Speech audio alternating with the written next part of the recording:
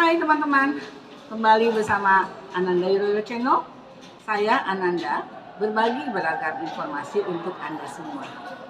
Ya, kali ini saya kembali mengajak teman-teman mengobrol dengan tamu dari berbagai profesi, tapi mereka mempunyai satu persamaan, yaitu latar belakang pendidikannya sebagai alumni program studi Jepang, sastra Jepang atau pendidikan bahasa Jepang di salah satu perguruan tinggi yang ada di Indonesia.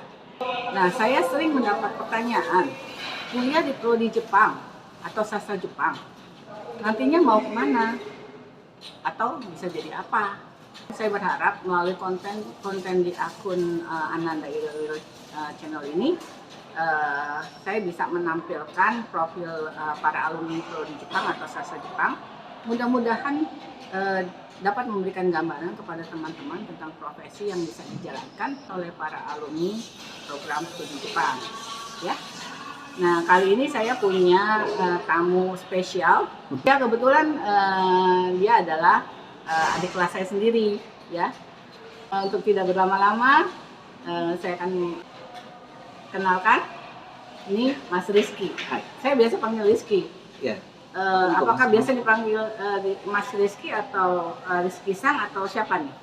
Ada dua panggilan sih selain Rizky sih Bu. Sebenarnya Rizu sih sebetulnya. Rizu. Dulu. Dan ada satu lagi ya kalau manggung itu Musato Rizuki, tapi panjang Musatori. banget ya? Panjang banget, Musatori aja deh. Musatori. Iya. Musatori Sang. Musatori Sang. Saya sih tahu ya, ya kira-kira. Tapi mungkin teman-teman di luar sana juga ingin tahu nih.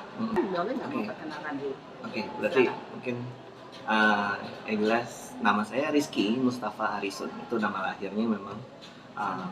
Ya, dan bisa dipanggil Rizky, Rizu. Ya, yang jelas masa kecil saya selalu di Jakarta, nggak keluar-keluar, nggak gaul, kurang kemana-mana gitu ya. Jadi ke situ doang. Makanya memang apa ya, kalau dari diri sendiri ingin mengenalkan saya ini anak rumahan sebenarnya.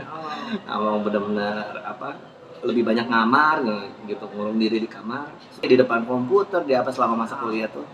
Bisa kebayang ya, nanti Rizky seperti apa nih? Kan tadi Rizky Sang masuk sastra Jepang UI. Kita dulu masih sastra Jepang ya? Masih sastra Jepang, dan saya jurusan masih Jepang, masuk Fakultas Sastra. Fakultas Sastra, Iya, jurusan sastra Jepang ya. Iya. Oke, dari UI dari tahun 2001. 2001 ya. Kebetulan 2002-nya sudah berubah jadi FIB. Oh, jadi saya masuknya sastra, keluarnya FIB. Iya.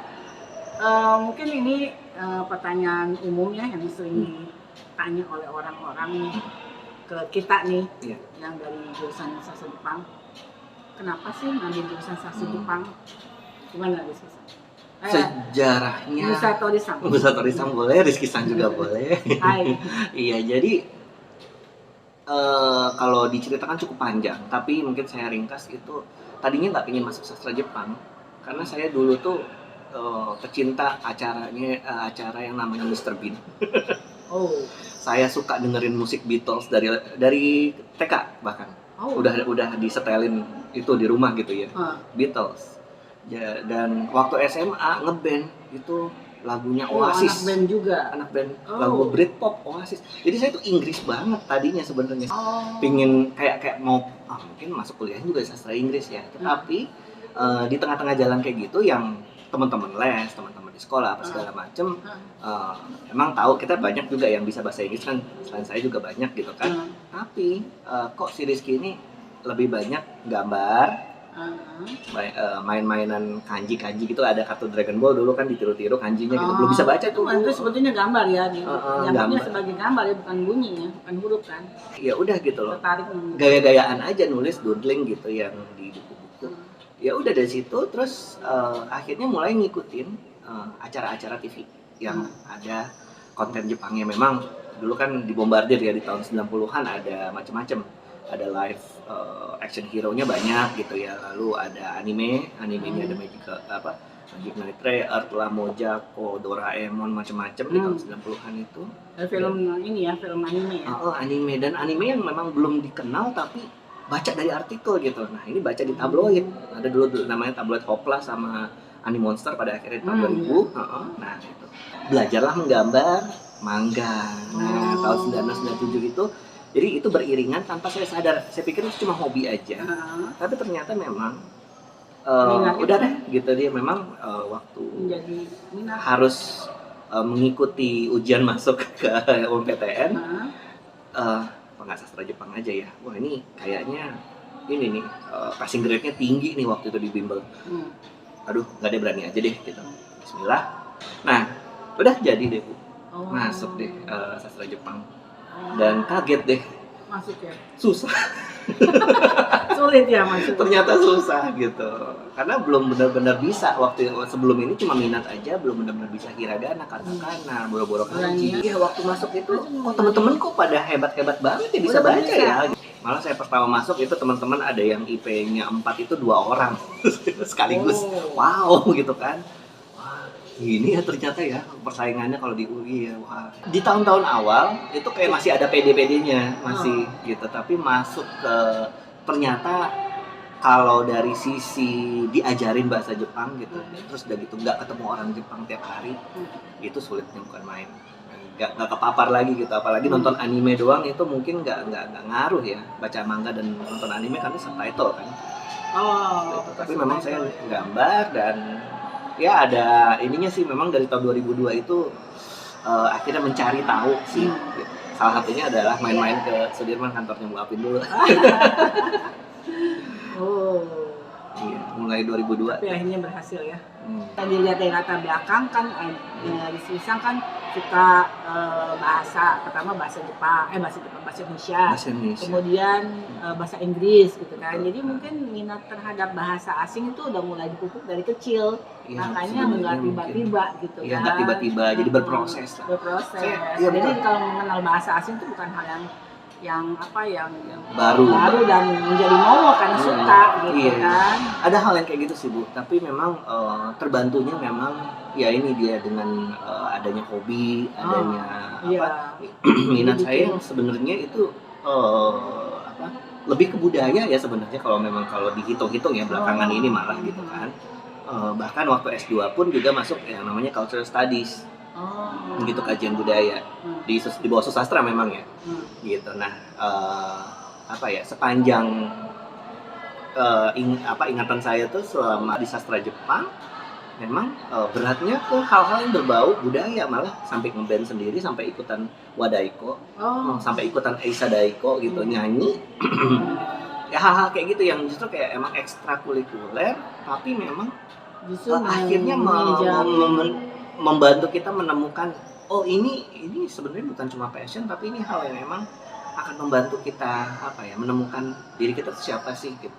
Main segala wadaiko itu passionnya atau bahasa Jepang ya itu passionnya? Menikmati musik yang kita bikin sendiri, yang kita iniin sendiri gitu ya. Jadi tapi bau-bau Jepang gitu. Tapi kalau boleh agak kasar sedikit ya, mungkin ya memang memenuhi ego pribadi ya awalnya ya memang gitu ya Bu ya, mungkin memuaskan diri sendiri, tapi ujungnya akhirnya ketahuan sebetulnya, oh iya ego pribadi itu nggak boleh diremehkan. Memang ternyata dia ada ngetuk kita gitu, mungkin kamu emang ini gitu. Di tahun 2002 ya dulu banyak acara gitu kan yang diadakan sama Japan Foundation Jakarta waktu itu. Termasuk salah satunya waktu Machiko Sensei pertama datang ke sini, Machiko, dan akhirnya membuka Machiko Manga School. Machiko Manga, iya. Saya nggak ikutan ke Machiko Manga School, tapi bertandang ke sana beberapa kali sama temen, yang emang ada yang emang ikutan, ada yang emang pingin nanya gitu sama sensei ini, gimana ya gambar saya sensei gitu, ada kan waktu itu. Nah, beberapa kali tuh, akhirnya disitulah akhirnya saya sama beberapa orang teman itu, sama salah satunya Bayo Animonster, salah satunya. Jadi kita bertiga-tiga tuh kesana, sama satu lagi Zel itu juga ilustrator, tiga-tiganya. Kita ilustrator ya emang ya. Kita kayaknya kalau jadi profesi asik banget sih kayak gitu. Itu masih mahasiswa? Masih sama-sama mahasiswa. Kebetulan Bayo ini udah lulus duluan ya. Skip kelas gitu, jenius banget. Teman-teman sorry ya agak ribut, soalnya di sini nih tempatnya Rizky Sang lagi ada acara. Ada. Iya. Lagi di akhir pekan juga, soalnya udah bukan waktu kerja. Udah bukan waktu kerja ya. Jadi pada waktu Rizky Sang masih mahasiswa, itu akhirnya ketemu yang Rizky Sang silakan egonya Rizky Sang. Iya, dan akhirnya itu menjadi apa akhirnya ya oke, terusin aja dulu ini deh gitu, sembari kuliah gitu, sembari kita nyelesain skripsi, sembari nanti waktunya lulus gitu ya, Pak gitu. Tapi bagus loh, karena kita nggak hanya belajar bahasa aja, tapi justru selama kuliah kita bisa mengembangkan atau bisa mendapatkan pengalaman di luar itu gitu loh. Dan seringkali pengalaman yang di luar itu bisa menentukan hidup kita ke depannya loh. Ya memang. Iya kan? Ya, dan itu memang terbukti di sekitar 2008. Memang saat itu akhirnya karena saya bertandang sering banget ke main terus di CF gitu kan, akhirnya ditodong nih, kamu mau nggak ikutan pameran waktu itu ke program Neopion waktu itu. Apalagi pameran apa? Pameran ilustrasi. Jadi aku tuh akhirnya gara-gara ketemu Ibu Machiko, kemudian habis itu sering-sering ke itu, semakin pede akhirnya gitu, menggambar terus gitu. Menggambar mangga. Karena ya menggambar mangga dan ilustrasi yang memang pose-pose gitu, latihan gambar terus, latihan terus. Dan memang kita juga kembangkan lewat ini, jadi jalan ke beli artbook gitu ya. Terus dari tuk-tukan, dari anime, dari mana segala macam, memang belajar. Jadi beli komik itu bukan dinikmati ceritanya, tapi dilihat garisnya, goretannya kayak gimana, proses berceritanya gimana. Karya-karya itu di 2008 akhirnya disuruh pamerin deh gitu. Jadi akhirnya ketemu ya kemampuan diri Rizky Sang yang belum digali ya selama ini ya. Ternyata aku suka komik, ternyata aku bisa juga menggambar ilustrasi gitu kan, dari berjalannya waktu, ikut ini itu macam-macam. Jadi secara nggak langsung sebetulnya mangaka Jepang itulah yang saya paksa ibarat untuk mengajari, tolong ajarin saya dong. Sekarang kita nggak ketemu langsung, ini gambar Anda tuh bagus ya, saya pengen belajar dong gitu. Jadi secara nggak langsung dalam hati bilang gitu tiap kali latihan gitu, tiap kali gores gitu. Kadang-kadang malah gayanya si ini begini, bisa pindah-pindah gaya dengan mulai dari situ juga. Nah tapi intinya setelah 2008 itu kan lulus belum? 2008 enggak, dan itu memang terbantu memang karena lingkungan gitu. Jadi memang buat mungkin orang tua yang agak ragu gitu, anaknya ingin masuk belajar di sastra Jepang mungkin, atau ingin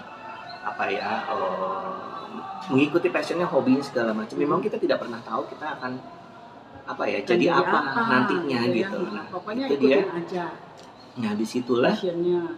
Tetapi serius nggak serius ya, memang saya rasakan 17 sampai 25 tahun itu di usia segitu memang masanya salah, masanya jatuh gitu ya, masanya wah kita beloknya ke arah yang salah nih gitu.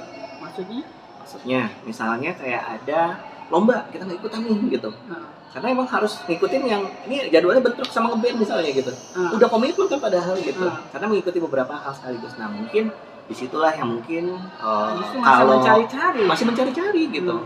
Tapi menurut saya sekarang kalau nggak salah waktu itu tuh mungkin nggak akan ada ya, maksudnya yang membangun kita di hari ini gitu. Udah kerja pada waktu itu? Sudah apa? Ngajar. Oh ngajar. Tapi itu ngajar itu baru ngajar setahun. Ngajar itu passion bukan? Gak pernah kebayang untuk jadi pengajar. Padahal orang tua saya tuh pengajar, orang tua saya guru. Bakat terpendam juga kali.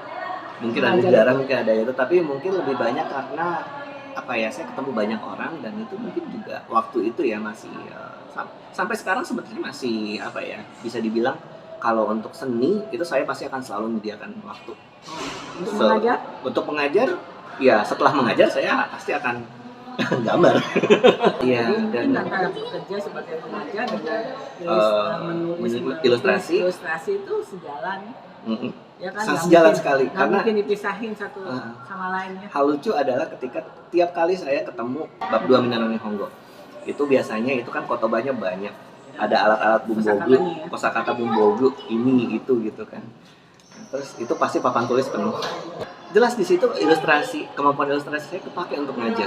Untuk memudahkan para siswa untuk lebih Iya. memahami Iya, tanpa harus kata bahasa, buat bukan kata slide. bahasa, tapi kosakata. Kosakata, dan itu jadinya menarik. Kenapa? Karena mereka juga menduga-duga lagi gambar apa nih, lagi gambar apa. Ternyata juga menunjang ya, Menunjang. saling menunjang ya.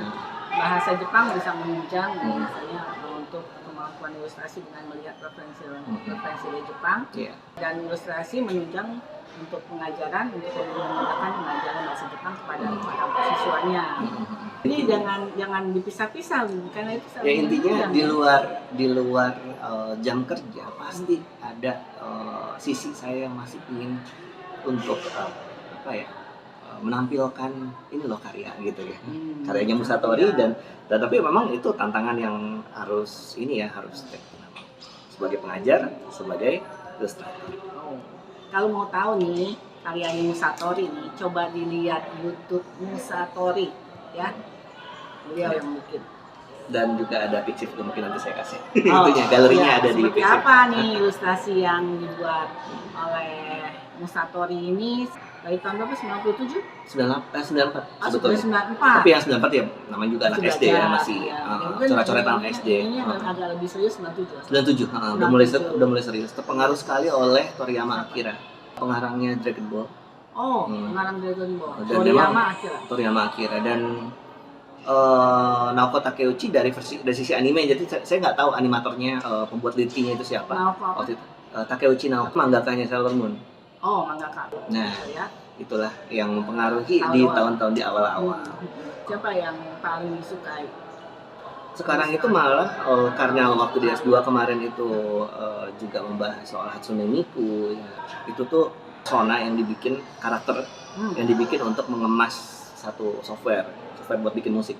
Oh. Jadi kita bikin, kita nggak bisa nyanyi, kita ketik suara nyanyian keluar dari situ. Nah tapi ada ininya, ceweknya buat mengemas si kotak itunya, softwarenya itu. Oh. Ceritanya suaranya suara dia gitu. Oh. Salah satu karakternya Hatsune Miku nih dulu.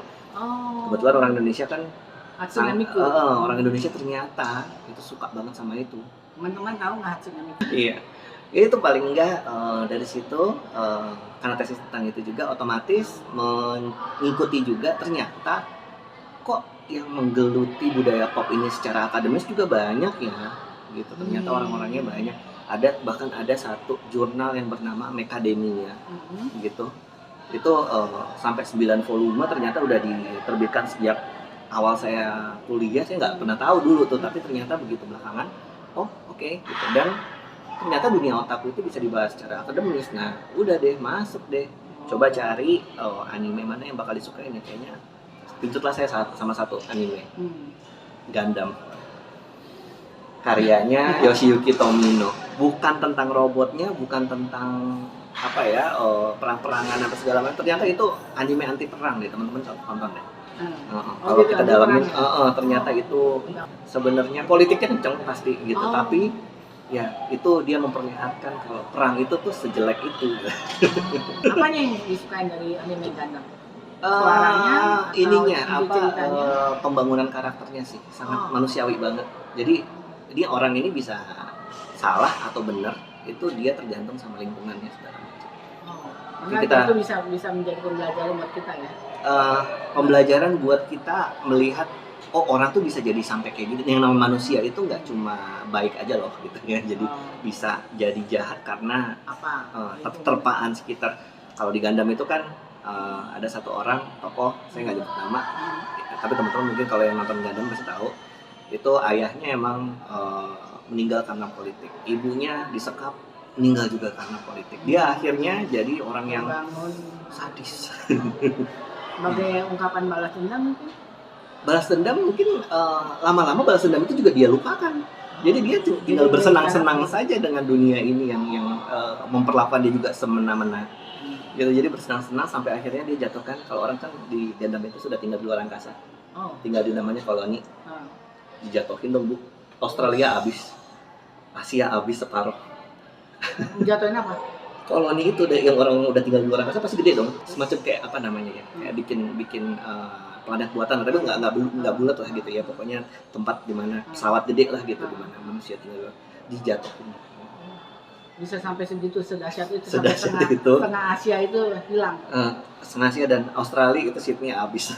Kita Berapa nggak pikir besar kayak gitu ya. kan, makanya diperlihatkan di situ bahwa perang itu sejelek itu loh gitu, makanya. Iya, bisa menjadi pembelajaran buat kita kan, Pembelajaran bahwa sekali. nggak, jangan main-main lah dengan perang gitu kan, Mm-mm. karena efeknya bukan yang bagus tapi malah menghancurkan ya. Menghancurkan. Oh. Ya itulah makanya saya agak kepincut sama Gundam, terus ya panjang lebarnya beberapa anime juga akhirnya ditonton, dan juga tokusatsu sih. Tokusatsu itu action hero yang pakai special effect ya, tokusatsu gitu ya, special effect kan memang sebetulnya artinya kan. Iya. Tokusatsu, Tokubetsu no Satsu ya, gitu ya, gitu. Satria Baja Hitam misalnya. Iya. Heeh. Mendalami sekali loh animenya sama manganya. Tapi memang itu passionnya Iya, apa Pisang ke sana, jadi mendalami dan Membuat- bisa dikategorikan sebagai otaku. Otaku dalam artian database animal, seperti kata Azuma Hiroki dalam bukunya. Otaku is database animal. Jadi yang namanya otaku itu sebenarnya adalah penikmat yang tahu detail, pengen tahu detail gitu ya, pengen tahu, mencari tahu sampai segala macam. Jadi tanpa sadar mungkin teman-teman udah jadi otaku, punya kesukaan sendiri, hobi sendiri gitu, tentang kereta, tentang Yang sangat mendalam, yang sangat iya rinci, tentang yang pesawat detail, ya. misalnya, tapi tahu tentang kuliner, Hmm. tahu detail tentang ini segala macam. Nah itu sebenarnya sudah masuk ke dalam kategori seorang otaku sebenarnya kalau ngumpulin Jadi terus. iya, soalnya banyak image orang bahwa otaku itu kayaknya konotasinya negatif gitu ya. Orang yang aneh. Jadi dalam pengertian Gus Pisang, otaku itu sebetulnya bisa positif, bisa negatif. Ya negatifnya karena dulu memang ini sih pemberitaan media sih ya Bu ya, memang di tahun 89 kan terjadi ada kasus yang sangat-sangat buruk sekali gitulah ya gitu. Jadi image yang dibentuk oleh media itu membuat orang juga akhirnya terpengaruh mungkin. Tapi makin kesini sih memang karya-karya yang kita lihat bagus-bagus ini segala macam, mungkin itu karya-karya dari para otaku di generasi-generasi yang di zaman-zaman yang ini. Karena Di dia dalam buku detail itu, ya, karena dia tahu detail tahu ya. detail sekali. Karena kesana banget gitu, apa namanya, sampai dia melakukan Betul. apapun dia akan lakukan untuk mendapatkan informasi itu tentang apa Iya. yang dia suka itu gitu Iya. ya. Dan ini masuk ke concernku sebagai wawasan ya sebenarnya. Maksudnya pentingnya wawasan itu kita bukan cuma kita kumpulkan, tapi kita cerna dan setelah itu kita gunakan untuk keperluan kita untuk hidup sehari-hari di profesi kita apapun gitu. Jadi memang beranjak dari manapun bisa, salah satunya ya sastra Jepang sebenarnya sih. Oh gitu ya. Gitu, apalagi ngelihat ya ini karena memang kelihatannya orang Jepang yang kayak lumayan fasih ya dengan hal-hal kayak gini ya. Karena banyak sekali ya orang-orang anak-anak muda sekarang ini yang suka sekali dengan anime, dengan manga, ya kan, dan mereka juga suka sekali menggambar. Karena yang saya dengar banyak sekali anak-anak yang masuk sastra Jepang karena dia suka manga awalnya, gitu kan. Jadi dia mau belajar bahasa Jepangnya, gitu kan. Nah, kedepannya misalnya anak-anak ini kalau misalnya mengembangkan, masuk ke depannya kira-kira gimana nih terkait dengan lokal ya, kearifan lokal gitu kan? Iya. Itu kira-kira bisa dikembangin nggak? Sangat bisa Bu, apalagi udah banyak kan teman-teman yang dari lokal sebenarnya sudah mendunia gitu. Indonesia ya, kita ngomong Indonesia gitu. Indonesia. Tapi dengan gaya manapun sebenarnya itu kan pilihan masing-masing gitu. Kita nggak bisa berbicara tentang satu gaya aja atau satu aliran gitu. Karena sebenarnya kalau menurut aku itu yang namanya berkarya dengan ilustrasi, apalagi sekarang tuh ada orang yang sudah dibantu dengan AI ya. Artificial intelligence untuk dia bilang menggambar gitu ya, tapi dengan prompting dan segala macam itu mix opinion lah pokoknya di balik itu. Tetapi yang jelas segitu banyaknya titik-titik di mana kita mau mulai sebenarnya. Kita mau mulai dari mana sih sebenarnya, itu bebas, sebetulnya bebas. Nah, kalau ditanya perkembangannya akan seperti apa gitu, itu akan tergantung menurut saya sendiri. Itu akan tergantung ke seberapa maunya kita untuk nyelam gitu loh, mencari tahu. Karena kalau kita hanya di kulit luar, kadang-kadang nanti yang terambil mungkin hanya misalnya buat pengobat letih kita doang mungkin. Sebagai teman-teman mungkin ada yang kenal dengan istilah support system gitu ya. Jadi kayak ibaratnya di hati seseorang itu ada pengganjalnya gitu loh untuk bisa meneruskan kegiatan sehari-hari kalau emang kesandung atau apa. Nah, hal-hal kayak gitu kan nggak bisa langsung direnggut dari kita sebenarnya gitu. Nah, teman-teman mungkin bisa menyadari itu dulu. Nah, setelah itu mungkin passionnya mungkin tidak untuk menggambar mungkin juga untuk bercerita misalnya. Kalau saya selalu kalau lagi ngajarin mangga, yang saya tekankan itu tolong kalian itu sebelum bisa gambar cerita dulu, udah gitu main wayang dulu. Ini nggak ada bedanya sama ekskul yang di sebelah ini, teater, wayang, batik. Sebenarnya ini core-nya sama, kita mau bikin menampilkan narasi, cuma masalah medianya beda gitu. Kalau untuk kalian saya undang tolong tidak menggunakan digital dulu, penghapus pensil kertas, bawa deh itu gitu. Waktu itu saya minta gitu doang, pensil, penghapus kertas untuk apa? Dan udah kita kan bawa ini masing-masing gitu, bawa imajinasi masing-masing. Itu kehebatan manusia di situ ya. Saya selalu nganggap setiap orang ini bisa menjadi hebat ya dengan imajinasinya gitu ya, semua orang gitu. Nah, cuma bagaimana cara ngatur imajinasi itu agar bisa keluar jadi sesuatu gitu, jadi suatu karya gitu. Hal itu bukan yang mustahil ya, maksudnya Indonesia, anak-anak muda sekarang bisa membuat satu mangga khasnya Indonesia gitu kan. Memang mungkin sekarang ada misalnya kalau di Jepang itu kan ada sekolah yang memang khusus membuat anime gitu kan, bahkan di teknologinya juga gitu kan, ada jurusan-jurusan macam-macam gitu kan, yang saya tahu ada di Kyoto ya.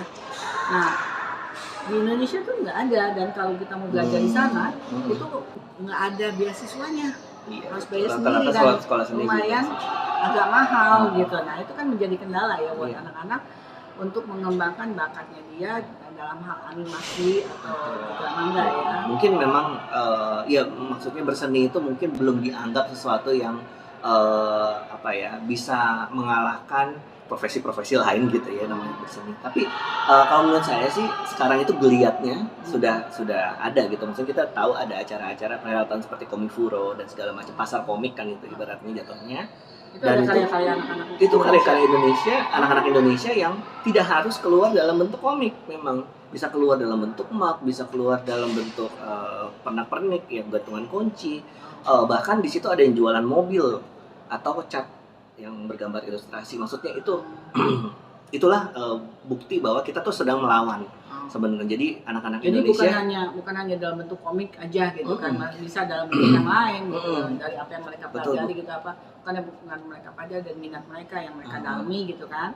Jadi dalam artian lebih kepada otodidak ya, karena kan nggak ada pendidikan formal. Pendidikan formalnya mungkin, nah itu dia, karena kalau di dalam pendidikan formal pun, di hemat saya sih sebenarnya bukannya mau menafikan yang memang sudah ini ya, yang sudah ahli dan segala macamnya, tetapi di luar dari sekolah formal sebenarnya tiap manusia kan tetap punya potensi gitu. Kalau kita tidak bisa bersekolah, kenapa kita tidak menyekolahkan diri sendiri? Kenapa kita nggak, itu intinya menjadi otodidak tuh sebenarnya. Belajar sendiri. Iya, menyekolahkan diri sendiri dengan kurikulum yang emang kita rancang gitu. Dan itu saya rasa beberapa dari teman-teman juga mungkin mudah-mudahan setuju ya, untuk ya itu adalah bentuk perlawanan kan gitu. Yang namanya otaku itu selalu melawan memang gitu. Melawan, maksudnya mau membuat sesuatu misalnya. Kalau kita dihalangi ya kita melawan. Kayaknya ya di Indonesia ini sudah teman-teman sudah membuktikan bahwa berseni itu ya itu adalah bentuk pemberontakan sih, memang sudah gitu loh. Kita tidak ingin dikekang sama sistem, apalagi sistem mohon maaf, kalau sekolah formal bagus ya, sekolah formal bagus, artinya kita bisa mendapatkan dasar, kita bisa mendapatkan sketsa dan segala macam. Tapi tidak sedikit sekolah formal itu yang akhirnya akan hanya mencetak pekerja-pekerja dan bukan wira swasta. Bukan sebagai pencipta. Iya, menjadi suluh baru yang akan menerangi generasi berikutnya gitu. Teman-teman masa nggak pingin sih jadi sumber gitu ya, sumber pencerahan dari generasi di bawahnya gitu, masa enggak sih gitu mungkin ya jadinya dalam ya ke sana ya. Tiba-tiba teringat ya. Tapi ada upaya dari teman-teman seangkatannya Rizky Sang gitu yang memang berupaya ke arah sana. Ada yang berbagai macam cara. Jadi ada teman-teman yang sudah bergabung dengan studio animasi, ada yang sudah sudah berkiprah juga segala macam. Kita lakukan apa yang kita bisa saat ini. Kalau melatih gitu. Melatih ya bisa, apa maksudnya upaya kesana ya? ada upaya ke sana. Kira-kira kalau ada anak yang Mengajar. mau nih belajar gitu, Mm-mm. kira-kira ada usulan nggak dari Rizky Sang? Ke Hmm, mana atau menghubungi siapa atau bagaimana? sebenarnya saya ada bendera sekolah sendiri juga gitu, Oh. tapi karena dalam kerjaan ini lagi kerjaan yang sekarang lebih fokus dulu gitu. Saya masih tutup nih, tapi mungkin setahun 2 tahun ke depan Musatori Production mungkin akan kembali lagi untuk menerima siswa. Oh, Ada. Satori Production ya? Iya, sebenarnya Jadi bagi ada kelasnya dan ada teman-teman kurikulumnya loh, atau sebenarnya. anak-anak teman-teman yang mempunyai bakat dan minat ke membuat ilustrasi Di luar, manga atau sebagai pendidikan di luar iya, sekolah. di luar jam kerja mungkin kalau untuk Jadi privat bisa. dan itu mungkin masih Bisa menghubungi Rizky Sang ini, Musatori Sang, ya. Nanti mungkin kontaknya nanti akan saya tulis ya di bawah di deskripsi kemana bisa menghubungi Rizky Sang. Tapi kalau ada teman-teman berminat untuk mengundang sebagai pembicara terkait dengan ilustrasi anime atau manga gitu ya, bisa loh diundang karena sudah beberapa kali sudah menjadi pembicara dan betul-betul Rizky Sang ini udah termasuk di dalam otak menurut saya. otak. Iya, sangat nama-nama dan bahkan saya baru tadi lihat dia sampai mengejar tokoh dalam Satria Baja Hitam. Satria Baja Hitam. Namanya Tetsuo Kurata. Tetsuo Kurata mengejar dia di Tokyo malam hari ke restorannya dan mendapatkan tanda tangannya Ada dari ya? Tetsuo Kurata. Mungkin baik. Oke. Iya. Coba sampai segitunya. Iya, malam-malam. Malam-malam pulang gitu dan untungnya Udah jadi si toko ini, si toko lagi ada Satria ya? Baja Hitam lagi ada di restorannya. Jadi beruntung sekali. Nah, sedemikian otakunya dia, pokoknya yang berkaitan dengan anime atau manga, dia sangat passionnya sangat tinggi sekali. Tapi meskipun demikian, tetap saja Rizky Sang adalah seorang pengajar. Ya, apakah itu pengajar ilustrasi ataupun pengajar bahasa Jepang. Jadi apa yang didapat dari hasil dari kuliahnya di program studi Jepang ini ternyata juga menunjang kehidupan dan juga memenuhi minat dari atau passionnya dari Rizky Sang gitu ya. Jadi akhirnya senang gitu ya karena memang kesana gitu loh, jadi bisa aja gitu ya untuk belajar di program studi Jepang itu bisa juga menjadi seperti Rizky Sang, menjadi pengajar bahasa Jepang atau juga karena dia punya bakat di bidang ilustrasi ya atau menggambar anime atau manga, akhirnya itu yang menjadi profesinya Rizky Sang sekarang ini gitu ya. Bisa menjadi disebut profesi sebagai ilustrator. Profesi, masalah menghasilkan nanti kita tanya lagi di belakang lah. Iya, karena tunggu aja mudah-mudahan. Iya, kita tunggu mohon doanya. Oke, pertanyaan terakhir nih Rizky San. Apa pesan Mas Rizky kepada adik-adik mahasiswa atau calon-calon mahasiswa yang akan mengambil program studi Jepang atau yang akan atau yang sedang dan akan? Oke. Pesannya? Mungkin bukan pesan seperti akan mengajari juga, bukan, tetapi berbagi sharing mengenai yang namanya pertumbuhan ya. Sebenarnya seorang individu itu kan sebenarnya saya tadi mungkin udah sempat menyebut kalau usia 17 hingga 25 saat-saatnya kuliah itu sebenarnya memang masa-masanya melakukan kesalahan, tetapi itu justru malah krusial gitu. Kesalahan yang dilakukan sendiri lalu konsekuensinya itu diselesaikan gitu, tidak dengan sendiri mungkin ya, mungkin dengan salah satunya dukungan dari teman-teman, mungkin dengan bantuan keahlian. Nah, salah satunya mungkin keahlian bahasa, keahlian ilustrasi yang sebetulnya menyeimbangkan sih, kalau saya rasakan sendiri, menyeimbangkan kita gitu sebagai manusia gitu. Jadi bukan hanya kognisi, bukan hanya hafalan, bukan hanya nilai, apalagi boro-boro ya, amit-amit gitu, cuma nilai, ngejar nilai. Memang penting gitu ya untuk bisa nantinya dalam hidup ada harapan dapat privilege dan segala macam. Tapi itu tidak bisa menjamin kalau menurut saya sih. Ketika ada orang yang mungkin berprestasi sampai A semua apa segala macam, tapi kerja di perusahaan yang ternyata hanya apa ya menghargai kita cuma sampai semana gitu ya. Nah itu kan jadinya kalau tidak punya backupan gitu ya, tidak punya sandaran atau ban serep gitu, atau misalnya kita tidak punya keahlian lain, bahasa sebenarnya bukan keahlian ban serep loh, bahasa itu adalah keahlian yang malah modal utama untuk kunci ke mana-mana seluruh dunia. Siapapun yang belajar bahasa, bahasa pertama, bahasa kedua, bahasa ketiga itu akan terbukakan kuncinya untuk dunia yang lebih luas lagi. Gitu. Jadi jangan pernah ragu untuk belajar bahasa, belajar budaya, apapun bahasanya ataupun apapun budayanya. Karena kita melihat sesuatu yang lain itu kan akhirnya jadi kita melihat ke diri sendiri juga tidak hanya yang itu lagi aja gitu. Kita jadinya bisa lebih reflektif, artinya bisa lebih menyadari kalau kita punya kesalahan kah gitu. Jadi saya rasa banyak sekali positifnya memang kalau untuk belajar budaya dan belajar bahasa. Apalagi kita tahu Jepang bukan negara yang kemarin sore ya, negara yang sebenarnya sudah ribuan tahun loh sebetulnya gitu ya, membangun kebudayaannya, membangun pola komunikasinya ya, hubungannya dengan orang lain. Jadi nggak ada yang bisa dipelajari dari Jepang sebenarnya itu gitu. Belajar itu bisa dari mana saja, tapi kalau memang sudah jadi pilihan masuk sastra Jepang ya memang disitulah ya harus ya serius tapi sebetulnya harus.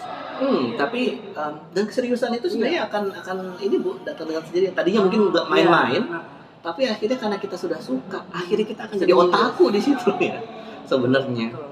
Seperti itu. Harus ada passionnya dulu ya, ada minatnya dulu ke sana. Nanti akan dijalani dengan serius dan lebih baik lagi kalau kita mendapatkan bukan prestasi dalam hal ini nilai bukan, tetapi skillnya itu harus kita dapatkan yang sebanyak mungkin gitu, setinggi mungkin gitu ya. Saya pernah nonton ada satu hal lagi nih sedikit lagi. Saya pernah nonton tentang ada nenek-nenek pembuat mochi. Dia membuat mochi itu dari SMA. Ini acara NHK ya, footage NHK. Jadi yang mewawancarai beliau itu nggak bisa gitu kan. Kok nenek bisa gampang banget sih? Kayaknya gampang banget gitu. Nih, saya dulu juga kayak kamu, nggak bisa. Tapi Shigoto inilah, pekerjaan inilah yang mengajari saya. Jadi kerjaan itu emang harus dikerjakan supaya dia bisa ngajarin kita. Kerjaannya bisa ngajarin kita. Maksudnya ngajarin kita. Kerjaan kan bukan orang kan? Bukan. Pekerjaan gitu. Tapi pekerjaan itu bisa mengajari kita cara menyelesaikannya dia. Itu saya juga tertegun habis lihat acara itu. Dalam ya. Dalam sekali ya. Bisa mengajari kita, akhirnya kita bisa gitu kan. Jadi apapun yang kita kerjakan harus dengan serius, pasti dengan passion dulu, kemudian dikerjakan serius dan mendapatkan kemampuan yang sebelum mungkin mungkin untuk bisa kita survive ya. Iya. Survive gitu. Jadi bukan yang setengah-setengah gitu loh. Jadi jangan menjadi lulusannya setengah-setengah sih menurut saya. Iya, ataupun kalau memang sekarang merasa seperti setengah-setengah, ya upayakan tidak setengah-setengah di hal yang lain gitu yang mungkin memang akan lebih cocok sama kita. Iya, jadi cari apa yang cocok dengan kita, mumpung lagi kita masih coba-coba ya, cari-cari karena itu akan menjadi kehidupan kita kelak gitu. Oke, teman-teman, ya mungkin saya agak sulit untuk menyimpulkan, tapi mungkin dari teman-teman mendengarkan obrolan kita, mungkin teman-teman bisa menyimpulkan seperti apa. Jadi kita sudahi obrolan saya dengan Rizky Sang. Mudah-mudahan menjadi masukan yang berguna bagi Anda semua ya. Terima kasih untuk Rizky Sang alias Musatori Sang. Ya, jangan lupa lihat YouTube-nya Musatori Sang yang sudah berbagi kita pengalaman dan pengetahuan yang luar biasa. Semoga hal ini bermanfaat untuk teman-teman semua. Ya teman-teman, sampai di sini perjumpaan kita dengan Rizky Sang. Terima kasih sudah menonton video ini. Nantikan cerita menarik lainnya dan tentunya dengan orang yang berbeda. ya. Oke, sampai jumpa. Bye Bye-bye. bye.